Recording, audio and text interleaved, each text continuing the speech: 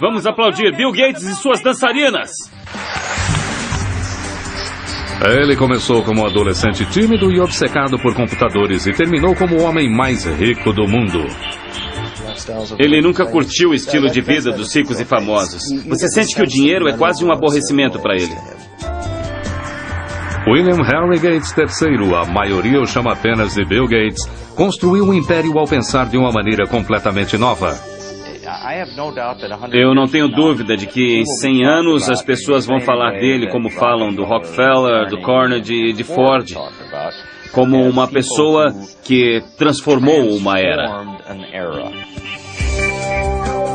Agora, após liderar a revolução digital e enfrentar muitas batalhas de antitrust contra o governo, Bill Gates é um homem diferente do que era alguns anos atrás. Ele é um pai dedicado e um ávido jogador de golfe que por acaso tem uma fortuna de 100 bilhões de reais. Ele poderia se acomodar com a fama, mas este não é o estilo de Bill Gates. O que faz Gates ser tão competitivo é que ele se diverte com isso. Ele vê isso como um jogo emocionante, como aqueles que ele jogava quando era um garoto. Ele é querido e respeitado, odiado e insultado, mas o que nem seus inimigos nem seus fãs podem negar é o impacto que Bill Gates causou na nossa era. Os valores que fizeram de Bill Gates um dos titãs do mercado do século XX vêm de suas raízes do Noroeste. O bisavô de Bill Gates, J.W. Maxwell, fundou o First National Bank em Seattle. Os Maxwells faziam bom uso de seus privilégios e de sua posição social, mas nunca ostentaram sua riqueza. O seu filho Willard, que também era banqueiro, e a sua esposa Adele, apaixonada por jogos de cartas, estavam entre os maiores líderes civis de Seattle. A sua única filha, Mary, era uma garota cheia de vida e muito inteligente, que se tornou uma líder estudantil na Universidade de Washington. Atlética e sociável, às vezes chamavam Mary Maxwell de Sorriso. Seu entusiasmo e sua energia afetavam todos à sua volta. Geralmente há um pequeno grupo que está sempre no meio da ação. Mary era uma dessas. Mary não se deixava influenciar. Era direta, charmosa, mas profundamente determinada. Foi na universidade que Mary Maxwell conheceu e se apaixonou por um estudante quieto e estudioso, Bill Gates Jr., que se tornaria um dos advogados de maior sucesso de Seattle. Quando Bill e Mary se casaram em 1951, ela decidiu desistir da sua carreira de professora para cuidar de sua família e dedicar mais tempo à caridade. O primeiro dos 3 filhos de Gates, Christy, nasceu em 1953. Depois dela veio seu irmão, Bill Gates III, nascido em 28 de outubro de 1955. Ele recebeu o apelido de Trinca. Isso aconteceu porque ele se chamava William Gates III. E os jogadores de carta na família pensam em tudo com o número 3 como uma trinca. Então ficou Trinca.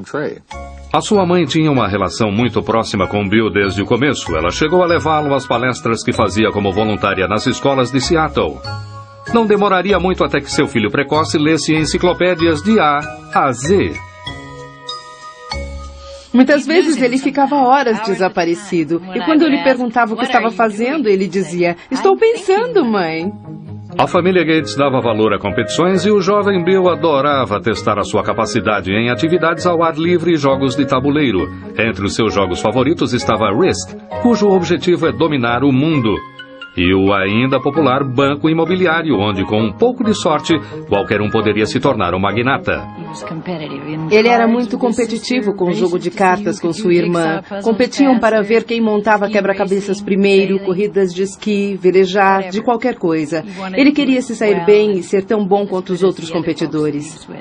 Todos os verões, os Gates iam para sua casa no canal Hood que chamavam de T-Rio. Era aqui que Bill, sua irmã caçula Libby e o resto de sua família recebiam amigos para a preparação de suas próprias Olimpíadas. Se você passasse uma noite ou alguns dias com eles, sairia exausto de tantos jogos e atividades.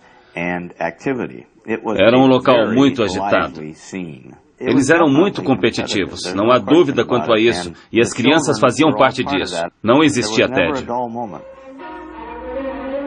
É a primeira exposição mundial nos Estados Unidos em 22 anos. Quando a Exposição Mundial de Seattle foi inaugurada em 1962, a família Gates correu para ver as futuras maravilhas do século XXI, inclusive tecnologia de computadores. Imaginem, se puderem, um cérebro eletrônico. Bill voltou muitas vezes para ver as exposições de alta tecnologia. Já estava claro que ele tinha um talento natural para matemática e ciências, mas ele também estava se tornando um solitário, mostrando sinais de uma rebelião pré-adolescente que o colocavam em divergência com a sua mãe. Mary e eu crescemos em famílias severas. Nossos pais eram controladores e nós pensávamos assim. E esse modelo não funcionava com Bill ou Trinca, que por volta dos 11 ou 12 anos começou a ficar muito independente emocionalmente.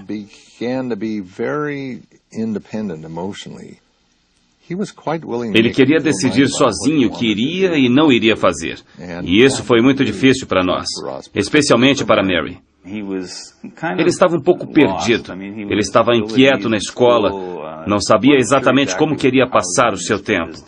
É claro que era muito inteligente, um garoto brilhante, mas estava sem rumo. E ele fez aconselhamento naquela época e também mudou de escola.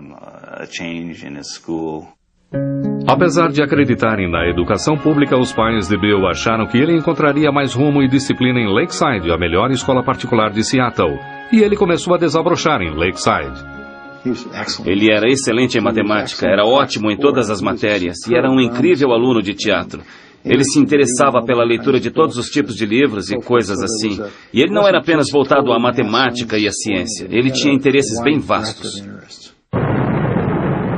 Quando Bill começou o ensino médio em 1969, o programa espacial americano estava no seu auge. Apollo 11 havia levado o homem à Lua em julho. A águia pousou. Mas os computadores que tornaram isso possível ainda eram gigantes eletrônicos que custavam bilhões de dólares e exigiam um exército de pessoas para manuseá-los. A maioria das escolas da época não poderia comprar um computador, mas Lakeside havia feito um negócio incrível que seria decisivo para Bill Gates. Uma empresa de Seattle ofereceu o uso do seu computador através de um teletipo ligado à escola. O jovem Gates ficou fascinado pelas possibilidades daquela máquina primitiva e começou a passar todo o seu tempo livre na sala do computador. A história que contam, e que é verdade, é que ele acordava no meio da noite e saía para mexer no computador. E depois voltava, e não percebíamos que ele tinha saído. Bill Gates dividia essa obsessão com seu amigo de escola Paul Allen, que não poderia ser mais diferente de Gates. Ele não era apenas 2 anos mais velho, mas também muito maior.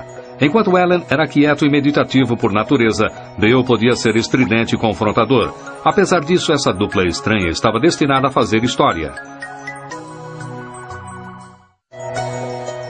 Enquanto estudava na prestigiosa escola Lakeside, Bill Gates conheceu Paul Allen, um veterano que dividia sua obsessão por computadores. Eles ficaram amigos escrevendo código de software juntos e também eram competitivos, Paul Allen e Bill Gates. Às vezes eles brigavam. Em uma ocasião, Paul Allen expulsou o Bill Gates, que era um pouco mais novo, do grupo que tinham para escrita de código de software. Mas depois percebeu que não conseguiria fazer sem ele e Gates disse: "Estou feliz por ter voltado, mas agora estou no comando." Em 1970, quando Bill tinha apenas 15 anos, ele e Paul Allen entraram no mercado juntos. Os dois garotos lucraram R$40 mil com o Traffic Data, um programa de computador que criaram para medir o volume de tráfego da cidade de Seattle. Apesar de Bill ter a vantagem do dinheiro de sua família, ele estava determinado desde o começo a fazer a sua própria fortuna. O pai de um dos amigos do Bill dizia que ele tinha um bom olfato para dinheiro. Mesmo quando era criança, ele sabia o valor de um contrato. Ele tinha até um contrato para usar a luva de beisebol de sua irmã mais velha, que estava assinado como um documento legal. No verão de 1972, aos 17 anos, Bill foi para Washington, D.C. para trabalhar como um mensageiro do Senado. Esse contato com políticos e governadores lhe seria útil no futuro. Quando voltou para casa, naquele outono, ele tirou licença da escola, quando ele e Paul Allen conseguiram seu primeiro trabalho para uma empresa de computadores. Eles começaram a falar em abrir a sua própria empresa, mas os Gates insistiam que seu filho terminasse o ensino médio e fizesse uma faculdade. A mãe dele se preocupava por ele não ser muito atirado socialmente. Bom, talvez ele fosse, mas ele tinha outras coisas em mente. E ele não era rude, não era grosseiro. Ele só seguia um caminho diferente. Mas sua genialidade tinha outros planos. Bill se formou em Lakeside em 1973 e seus pais receberam com orgulho a sua aceitação na Universidade de Harvard. Assim, ele deixou Seattle e foi para o leste, para Cambridge, em Massachusetts. Como calouro em Harvard, ele chegou a pensar em se preparar para uma carreira no direito, mas nenhum curso inspirava tanto a sua imaginação quanto seu trabalho com computadores. Bill era uma pessoa muito determinada a fazer aquilo que lhe interessava fazer. Aquilo que não lhe interessava muito, que normalmente incluía as suas matérias acadêmicas, ele tendia a levar adiante e passar apenas com talento. Eu lembro que havia um curso de introdução à literatura grega e, se me lembro bem, ele não havia feito nenhum trabalho dessa matéria o ano inteiro. Ele ficou acordado na noite anterior à prova, dormiu durante uma parte do exame e ainda assim tirou B. Não é muito surpreendente que Gates tenha dormido durante o exame. Entre as suas aulas e o tempo que passava no Centro de Informática de Harvard, ele parecia estar ligado 24 horas por dia. Ele sempre foi muito focado no que estava fazendo. Entrava no quarto, não se trocava e simplesmente deitava na cama, que, é claro, nunca estava arrumada, porque ele não tinha tempo para isso. Ele dormia com a porta aberta, todo vestido, deitava e dormia. E quando estava descansado, já estava de volta à ativa para o próximo passo. Bill descansou o suficiente para fazer grandes amizades em Harvard, mas a vida social não era sua prioridade. Ele namorava muito pouco, com níveis de sucesso variáveis. Entrevistei várias mulheres que haviam saído com o Bill e uma delas me disse que a primeira pergunta que ele fez foi: quantos pontos você fez no SAT? Não era exatamente o que uma jovem queria ouvir, mas era para ele, que havia feito 800 pontos só em matemática. Isso era um motivo de orgulho. E ele queria ter certeza de que quem estivesse saindo com ele também tivesse uma boa pontuação. Bill Gates realmente brilhava na matemática, mas, na verdade, quando ele descobriu que não era o melhor aluno de matemática de Harvard, ele desistiu de se tornar um matemático.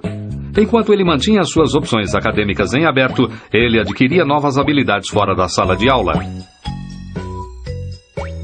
Ele passava boa parte do tempo jogando pinball, videogame e principalmente pôquer, que era algo que todos faziam muito na faculdade. Mas foi Paul Allen, um antigo colega de escola e sócio de Bill, que lhe deu o seu grande golpe de sorte. Allen havia se mudado de Seattle para Boston para trabalhar. Em dezembro de 1974, ele pegou uma revista para ler na praça de Harvard. A capa da Popular Electronics anunciava a chegada do primeiro microcomputador do mundo, o Altair 8800. Ele correu para mostrar a notícia a Bill. Gates e Allen souberam naquele dia que o computador pessoal chegou para ficar. Eles viram que aquilo teria muito poder e uma dinâmica incrível para a sociedade e reconheceram o momento. O Altair foi criado por uma pequena empresa em Albuquerque, no Novo México, não muito longe do antigo campo de teste atômico de Alamogordo. Ed Roberts, que comandava a empresa, procurava por alguém que criasse um software que rodasse no seu pequeno e exclusivo computador. Gates e Allen o convenceram de que poderiam fazer isso e trabalharam dia e noite no Centro de Informática de Harvard por 2 meses. Em fevereiro de 1975, Paul Allen foi a Albuquerque para testar o programa que ele e Gates haviam terminado. Quando carregou o Altair, com o que Bill Gates chamou de o código mais animal que eu já escrevi, ele funcionou. A importância daquele momento iria mudar Bill Gates e a indústria de softwares para sempre. No verão de 1975, Bill Gates, agora com 19 anos, e seu sócio Paul Allen fundaram a Microsoft. O trabalho com Altair, da empresa de computadores de Ed Roberts, se tornou tão exaustivo que Bill abandonou Harvard logo antes do último ano e se mudou para Albuquerque. A mãe de Bill ficou decepcionada com a escolha do filho. Dissemos a ele que havíamos guardado algum dinheiro para sua faculdade e que, se ele não terminasse em alguns anos, usaríamos o dinheiro para outras coisas. Naquele momento, ele nos assegurou que ficaria bem, que pagaria ele mesmo a faculdade, caso quisesse voltar. Bill tinha certeza de ter feito a escolha certa, mas ganhar a vida com softwares não seria fácil. O cenário do computador pessoal daquela época era de usuários que queriam dividir novas informações e softwares sem ter que pagar por isso. Foi um assunto que colocou Bill em discussão com seus colegas. Era um bando de adolescentes e estudantes que faziam algo fora do comum. E Bill não era muito popular, porque ele dizia: "Ei, pessoal, não roubem essas coisas. Nós criamos isso, é nosso." Ele era um homem de negócios no meio de um monte de nerds e hackers. Na verdade, Bill Gates chegou a escrever uma carta aos apaixonados por computadores criticando por terem feito cópias do programa da Microsoft. Ele disse: "Como a maioria dos que usam computadores deve saber, muitos de vocês roubam softwares. O hardware deve ser pago, mas o software deve ser dividido. Quem liga se as pessoas que trabalharam nisso serão pagas? Isso é justo. Mas aqueles que nos foram delatados perderão no final." Ele era visto como uma espécie de traidor e foi uma mudança, uma ética diferente da que prevalecia na época. Mas eu não sei se a indústria de softwares teria se desenvolvido como fez se alguém não tivesse se prontificado a dizer o que precisava ser dito. Bill também estava em guerra com Ed Roberts, que o considerava mimado e insolente. Os dois discordavam praticamente sobre tudo e Roberts era um adversário formidável. Ed Roberts era um homem grande, ele media cerca de 1,80 m, pesava 130 quilos, e Bill Gates, que fundou a Microsoft com 19 anos, parecia ter 13 anos de idade. E ele enfrentava aquele homem enorme cara a cara, com gritos e discussões de igual para igual. Um último confronto aconteceu em maio de 1977, quando Roberts vendeu a sua empresa e Gates teve que processá-lo para ficar com o software que ele e Paul Allen haviam criado para a empresa. Gates venceu. Somos linha dura com softwares. A Microsoft se expandiu com novas linguagens de software e Gates e Allen começaram a vender seus produtos para outras empresas. No final de 1978, com as vendas beirando o marco de R$2 milhões, eles mudaram a Microsoft de Albuquerque para Seattle. Bill estava feliz por estar de volta e se dedicou para promover a empresa em sua terra natal. Sempre criamos pensando no futuro. Nossa equipe está sempre à procura das últimas tecnologias em hardware e software. Bill Gates era um verdadeiro gênio do marketing da Microsoft. Desde o começo, era ele quem pegava a estrada para tentar vender a sua empresa e o seu software. E muitas vezes ele levava a mãe com ele nessas viagens. A mãe de Bill era muito respeitada e cheia de contatos e ela exerceu um papel fundamental no início de sua carreira. Mary fazia parte de muitos conselhos diretores, além do da Universidade de Washington. Ela estava entre os diretores da United Way e também na diretoria da United Way estava o presidente da IBM. E foi assim que seu filho conheceu o presidente da IBM, através dela. Como seria o computador ideal para a sua casa? Em novembro de 1980, a IBM batia a porta da ainda inexperiente Microsoft. A maior marca de computadores do mundo agora queria falar com Gates e Allen sobre a criação de um sistema operacional para sua nova linha de computadores pessoais. Desde o seu primeiro encontro, a IBM não percebeu com quem estava lidando. Ele parecia um adolescente. Era magrelo, tinha o cabelo arrumadinho, informal, e por isso as pessoas não o levavam a sério, como um homem de negócios. Mas a audaciosa IBM logo descobriu que Gates não era um amador. Ele rapidamente os convenceu de que a Microsoft poderia criar o seu novo software. Primeiro ele adquiriu um sistema operacional já existente e o adaptou aos computadores pessoais da IBM e o chamou de MS-DOS. Bill Gates, como um homem de negócios muito sagaz, sabia onde conseguir um sistema operacional. Ele pegou a estrada e o comprou por R$100 mil. Mas a verdadeira sacada foi que quando eles desenvolveram o sistema operacional para a IBM queria comprar o código original que teria dado a eles a origem do sistema operacional ou ao que se tornou o DOS. Mas ao invés disso, a Microsoft se recusou a entregar os direitos sobre o DOS. Por não possuir os direitos do sistema operacional, a IBM teria que pagar uma licença à Microsoft por cada cópia de DOS que fosse instalada nos seus computadores. E a IBM estava prestes a perder o seu incrível índice de vendas de computadores. O computador pessoal da IBM. Enquanto outras empresas apresentavam computadores pessoais mais baratos que os da IBM, a Microsoft podia vender o mesmo sistema operacional para todas. Havia vários tipos de computadores sendo fabricados naquela época. E eu não sabia quem iria vencer no mercado de hardwares, mas a Microsoft tinha boas chances de vencer no mercado de softwares. Entre 1978 e 1981, o crescimento da Microsoft foi incrível. Os funcionários aumentaram de 13 para 128. Os lucros das vendas deslancharam de 8 milhões para 32 milhões de reais. Em 1983, 30% de todos os computadores pessoais do mundo funcionavam com o software da Microsoft. Mesmo assim, Bill Gates nunca tirou seus olhos do orçamento. Ele nunca voava na primeira classe, a não ser que fosse extremamente necessário. Era comum vê-lo na classe econômica com um cobertor sobre a cabeça, tentando dormir. Os seus pais lhe ensinaram muito bem, desde o começo, o valor do dinheiro e do trabalho pesado, e isso refletiu mais tarde na sua vida. Não apenas na maneira como comandava a sua vida pessoal, mas a Microsoft. O meu nome é Bill Gates, eu sou presidente da Microsoft. O começo dos anos 80 foi uma época excitante para essa indústria comandada em geral por pessoas com menos de 30 anos. A Microsoft começou a criar softwares para empresas inovadoras, como a Apple e o seu guru Steve Jobs. O seu computador e software Macintosh foram considerados por muitos como os mais geniais da indústria e como um marco para o futuro. Para se criar um novo padrão, é preciso de algo muito inovador e que capte a imaginação das pessoas. E o Macintosh, de todas as máquinas que eu já vi, é o único que alcança esse padrão. Mas logo, Microsoft e Apple travariam uma batalha sobre os direitos da próxima geração de softwares.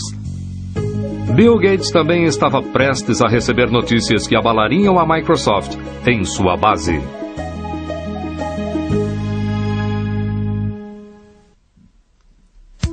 Em 1983, o futuro não podia parecer mais promissor para Bill Gates, agora com 28 anos, e para a Microsoft.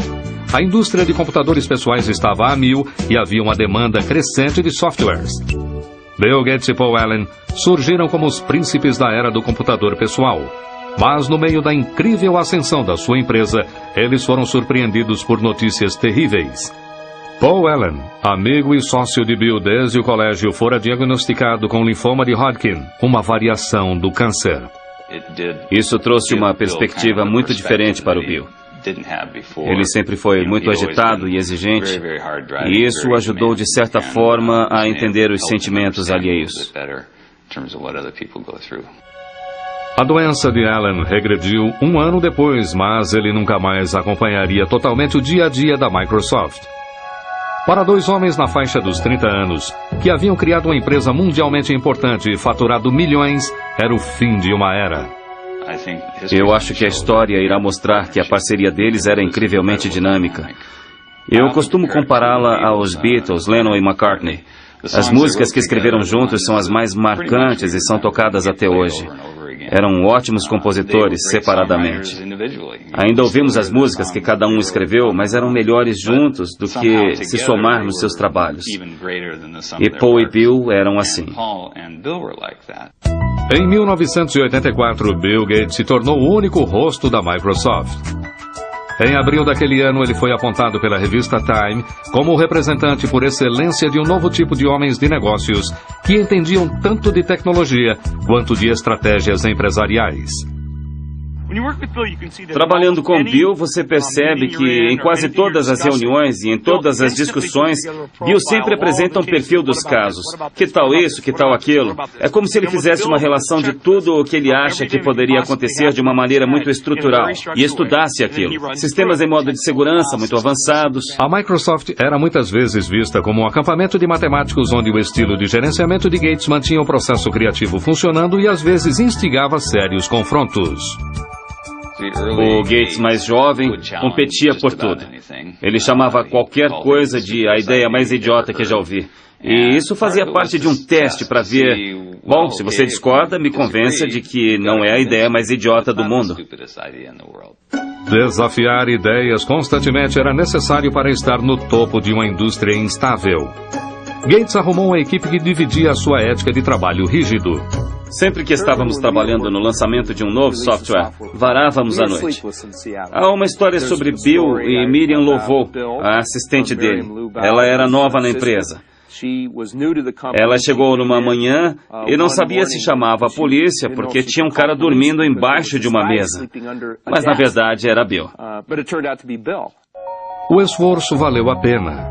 A Microsoft atingiu os 280 milhões de reais em vendas em 1985. Em 1986, Gates lançou o Microsoft Windows. Este seria o programa mais conhecido da empresa.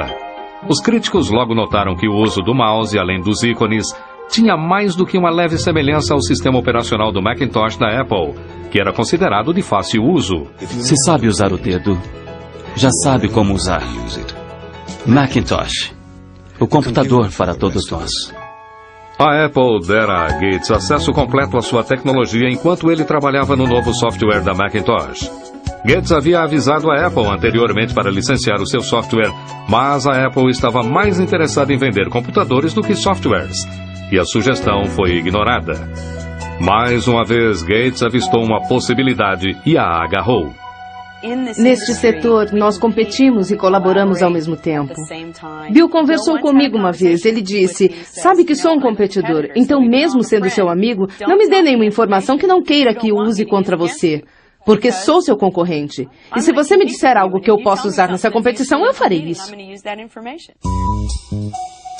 A Apple decidiu que Gates não ficaria com parte do seu lucro e ameaçou processá-lo pelo Windows. Gates, em contrapartida, diz que ficaria com o software da Microsoft que a Apple precisava para instalar em seus computadores. No final, a Microsoft venceu a Apple no tribunal. Por fim, a Microsoft venceu ao mostrar que, apesar das similaridades operacionais dos dois computadores, cada função individual do Windows era extremamente diferente das funções individuais do Macintosh.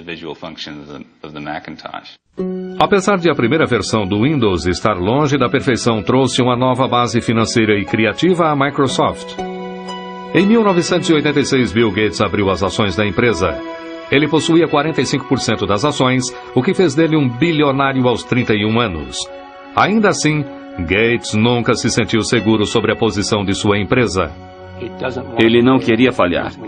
E quando você tem essa preocupação, quando você está sempre de olho no seu retrovisor para ver quem está tentando sabotar a Microsoft, num certo dia isso o consumiu. E isso, sem dúvida, fez dele o ser humano mais competitivo da indústria de computadores pessoais. E ele é guiado por uma energia incandescente. Gates também ganhava a reputação de ser cruel e algumas forças poderosas começaram a se colocar contra ele. Agora que os PCs haviam decolado, a IBM havia decidido modificar o seu sistema operacional para substituir o DOS, que era licenciado à Microsoft. Ele foi chamado de OS-2. Estávamos preocupados em saber se aguentaríamos o baque, por assim dizer, ainda mais por ser uma verdadeira pancada. A IBM era uma empresa muito poderosa, com muitas equipes de software, com muito dinheiro e com muito potencial para tirar a Microsoft do mercado operacional. Ironicamente, a Microsoft teve o seu papel no desenvolvimento do OS-2, mas Bill Gates não pensava em desistir do seu próprio software. Ele decidiu arriscar a fortuna da sua empresa e a sua própria reputação com o software Windows, para que a sua equipe continuasse a trabalhar, mesmo que isso significasse perder a IBM, o seu maior cliente. Em 22 de maio de 1990, a Microsoft lançou o Windows 3.0. Essa versão nova e aperfeiçoada logo se tornou campeã de vendas. No final das contas, o OS-2 não conquistou o mercado, deixando para a Microsoft o monopólio dos sistemas operacionais de PCs. Agora, a Comissão de Comércio Federal começava a receber reclamações de que Gates estava usando seu domínio sobre os sistemas operacionais para acabar com a concorrência, diminuindo o preço dos produtos da Microsoft. Parecia que o presidente conciliatório da Microsoft estava ganhando uma imagem de predador. Bill Gates não é um homem bruto. Ele só precisa vencer. Podia até ser uma vitória feia. Não importa. É sempre uma vitória. Os preços predatórios não eram a única acusação atribuída à Microsoft. Em 1993, o Departamento de Justiça deu início a uma nova investigação. Gates teria de enfrentar um de seus maiores oponentes, o governo dos Estados Unidos. Em 1993, Bill Gates e a Microsoft estavam mais uma vez sob investigação pelo Departamento de Justiça americano. Eles avaliavam queixas de que a Microsoft estaria cobrando as licenças das marcas de computadores com base no número de computadores vendidos, incluindo aqueles que não utilizavam o software Windows. Eles fizeram com que os fabricantes de computadores pagassem pelo software da Microsoft, mesmo que não fossem instalados em seus computadores. E, como consequência disso, impediram a entrada de concorrentes no mercado. O Departamento de Justiça acusa a Microsoft, a maior empresa de softwares do mundo, de utilizar práticas ilegais de marketing de quebras de contratos. Em julho de 1994, a Microsoft concordou em cancelar as cobranças em questão e o Departamento de Justiça arquivou o caso. Gates nunca iria admitir que a Microsoft houvesse monopolizado o mercado, alegando que apenas fornecia softwares melhores por preços mais baixos. Não somos como crocodilos, não saímos por aí comendo coisas. Nós inventamos essas lindas caixinhas, esses belos pacotes de software que você instala no seu computador e ou você se diverte usando e isso te ajuda a fazer as coisas ou não. Mas não era tão simples assim para os investidores. As sondagens do governo e as brigas com a IBM e com a Apple fizeram com que o valor das ações da Microsoft caísse. Agora, havia mais pressão do que nunca para o lançamento da próxima versão do Windows. Gates encontrou maneiras criativas de aliviar a tensão. Ele apareceu nos comerciais da sua empresa com a maior arma da Microsoft, Steve Ballmer. Muitas vezes ele fazia entradas dramáticas para promover a sua empresa em convenções de software. Uma vez chegou vestido de Sr. Spock, de Jornada nas Estrelas. Gates também fundou o Microgames. Essa gincana para funcionários da Microsoft é uma reminiscência dos seus jogos de criança no canal Hood. Era como um acampamento de verão para adultos. Todos iam para a casa dele. Ele passava meses pensando quais seriam os jogos. Era como um mestre de cerimônias. Ele montava as nossas equipes com muita atenção à dinâmica das equipes e como poderíamos interagir. Nós tínhamos de participar desses jogos como os de um acampamento de verão. E eu conheci Melinda em um desses jogos. Melinda era uma moça de 28 anos formada com um MBA na Universidade de Duke. Ela havia trabalhado como executiva da Microsoft por muitos anos. Estava cada vez mais claro para a família de Bill e seus amigos que ela era a mulher com quem Gates, aos 37 anos, decidira passar o resto de sua vida. Ele namorou Melinda por bastante tempo antes de se casarem, e eu os acompanhei com o passar dos anos. Eles sempre pareceram ter uma relação especial, um nível de intimidade, de conexão intelectual que soltava faíscas. Ela é realmente uma pessoa maravilhosa, é perfeita para ele. É muito inteligente, organizada, ela o apoia e se interessa por sua família e por uma boa convivência familiar. Bill e Melinda se casaram em 1º de janeiro de 1994 no Havaí. Uma noite antes da cerimônia, Bill havia preparado uma serenata especial para Melinda. Ele fez Willie Nelson cantar na noite anterior ao seu casamento e foi uma grande surpresa. Bill se levantou e disse: "Eu amo Melinda e gostaria de cantar umas músicas para ela nesta noite, mas como eu não canto muito bem, pedi a um amigo que viesse cantar para nós." Em Melinda, Bill encontrou uma parceira que lhe dava o tipo de felicidade pela qual ele sempre procurou e alguém que entendia as demandas do seu trabalho. Mas apenas meses após o seu casamento, a alegria que Bill dividira com sua família se transformaria em desgraça. A sua mãe Mary, que havia sido a sua maior aliada, fora diagnosticada com câncer de mama. Ela morreu na manhã do dia 10 de junho de 1994. Bill correu para casa para ficar ao lado de sua mãe. Quando ele chegou em casa naquela noite, ele havia sido parado pela polícia no caminho, porque estava correndo. E é claro, o policial o reconheceu. Não era a primeira vez que era parado por correr, aliás. E o guarda olhou para ele e perguntou o que estava acontecendo, porque ele disse: "Eu estava sentado e as lágrimas corriam pelo meu rosto." E o policial disse: "E então?" E ele disse para o policial: "Eu sinto muito, a minha mãe acabou de morrer." E o policial disse: "Vá em frente, mas por favor, vá mais devagar." Então ele foi profundamente afetado pela morte da mãe, como todos nós, é claro. Nos anos seguintes, Bill passou a dar continuidade ao trabalho de sua mãe de criar uma fundação filantrópica para desenvolver grandes projetos nas áreas de saúde e de educação. Mas nem mesmo toda a sua riqueza e poder o protegeriam da crise que ele e a Microsoft teriam pela frente. Em 1995, Bill Gates, agora com 39 anos, estava estabelecido em uma nova vida de homem casado. Com a sua esposa Melinda, ele tirou férias para explorar o mundo da África até a China. Parecia agora que Bill Gates realmente tinha tudo. Este é um homem tão bem sucedido que o seu chofer é Ross Perot, senhoras e senhores. Vamos aplaudir Bill Gates e suas dançarinas. 1995 também foi um ano de merchandising para a Microsoft. O Windows 95 foi apresentado ao som de trombetas. O apresentador do Tonight Show, Jay Leno, fez uma propaganda rasgada do novo software. O Windows 95 é tão simples que até um apresentador pode entender. Claramente, Gates ainda era o melhor vendedor da Microsoft, mas daqui para frente não seriam apenas negócios para o chefe.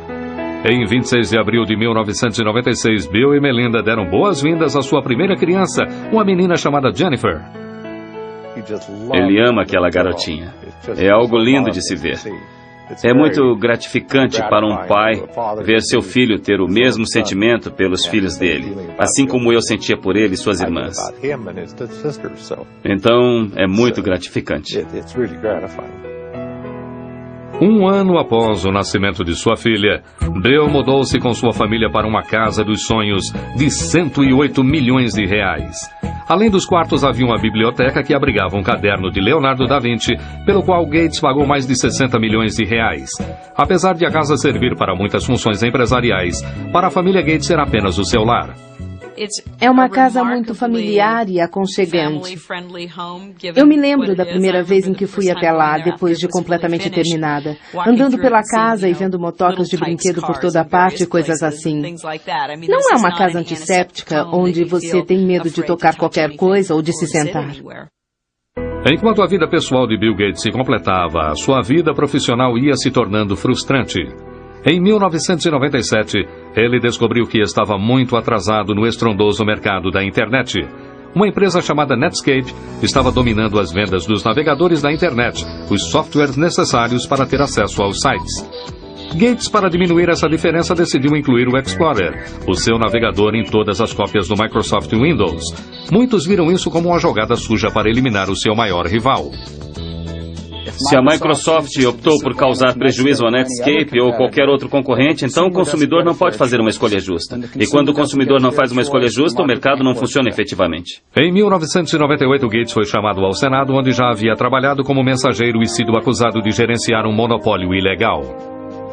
Eu espero que o meu testemunho ajude esta corte a solucionar este caso. Isso seria melhor para os consumidores e para a indústria. E é por isso que eu estou aqui. Obrigado. O Departamento de Justiça do presidente Bill Clinton, além de outros 19 estados, processaram a Microsoft por antitrust. Foi o maior processo dessa categoria que já existiu na história da indústria de computadores. A Microsoft tem o poder hoje de exercer um controle predatório e exclusivo sobre os meios que utilizamos para acessar a internet. Seria como a General Motors ter o poder de ditar que tipo de gasolina você deve colocar no seu carro, ou qual rodovia você deve usar, ou até como chegar a essa rodovia. Em 2000, um juiz federal decidiu que a empresa deveria se dividir em duas. Após mais de 2 décadas de sucesso irrefreável, este foi um grande abalo para Bill Gates. O julgamento de antitrust afetou Bill Gates profundamente. Ele ficou muito sensibilizado com as acusações de que ele seria petulante, de que era arrogante, de que não respondia todas as perguntas com honestidade e de que estaria tentando dificultar o trabalho dos promotores. O processo antitrust durou 4 anos e custou milhões de dólares à Microsoft por honorários legais. Por fim, em 2002, o Departamento de Justiça, sob o comando do presidente George Bush, ofereceu à Microsoft um acordo favorável. Seria um momento de fúria para os detratores da Microsoft e um momento triunfante para Bill Gates e sua empresa. Durante o processo por antitrust, Bill Gates surpreendeu a todos ao deixar o cargo de presidente da Microsoft e se dividir entre a presidência e o cargo de arquiteto-chefe de softwares. A vaga de presidente ficou para o seu velho amigo de Harvard, Steve Ballmer. Eles eram velhos amigos e Gates realmente só queria ser o homem das ideias. Ele queria dar um passo para trás.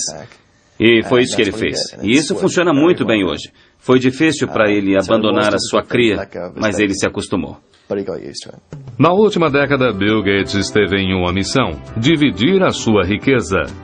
Em 2000, ele abriu a Fundação Bill e Melinda Gates, que gasta centenas de milhões de reais todos os anos com computadores, vacinas e medicamentos para os mais necessitados. Os mundos dos ricos e dos pobres são muito separados. A conscientização da crise da AIDS e das intervenções efetivas que podem ser tomadas é muito defasada. Chegou a hora de mudarmos tudo isso. Ele já disse publicamente que não deixará sua vasta fortuna para seus filhos.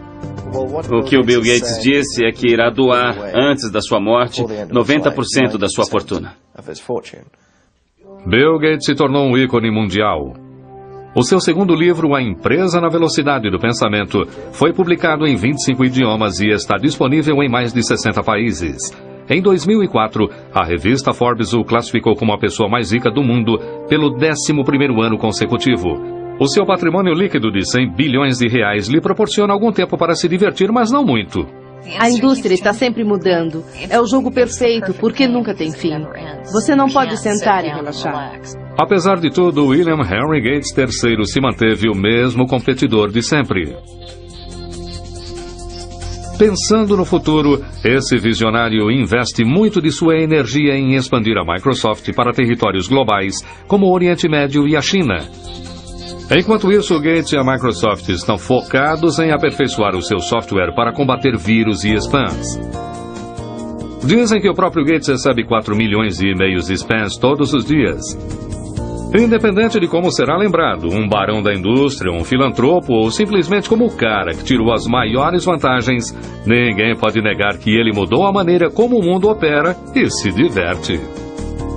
Quando os biógrafos e historiadores se voltarem à história do século XX, Bill Gates irá aparecer como o melhor homem de negócios do nosso século e a Microsoft como uma das melhores empresas do século XX. É impressionante o que essa empresa foi capaz de fazer em tão pouco tempo. Esta é uma das maiores histórias de sucesso do século XX. Distribuição Logon Editora. Versão brasileira.